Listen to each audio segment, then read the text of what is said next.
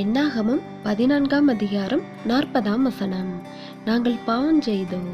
கிறிஸ்துவுக்குள் அன்பானவர்களே, சிலர் தங்களுடைய சரீரத்தில் தங்களை பாதித்து கொண்டிருக்கும் நோய்களை குறித்து பலரிடம் கூறிக்கொண்டிருப்பார்கள். ஆனால் ஒருபோதும் அதற்கான சிகிச்சைகளை செய்ய மாட்டார்கள். அதுபோல இன்று நாமும் நம்முடைய சில பலவீனங்கள், தவறுகள், மோசமான குணங்கள் ஆகியவற்றை ஒத்துக்கொண்டு மனத்திறந்து சொல்லிக் கொண்டிருக்கலாம். ஆனால் அவ்வாறு ஒத்துக்கொண்ட நாம் அவைகளை விட்டு விலகுவதற்கு தேவையான பிரயாசங்களை எடுப்பதில்லை. தங்கள் குறைவுகளை மறைத்துக் கொள்கிற பலரை விட அதை மனப்பூர்வமாக ஒத்துக்கொள்ளும் பண்பு சிறந்ததே. ஆனால் அதற்கான தீர்வு அதுவல்ல.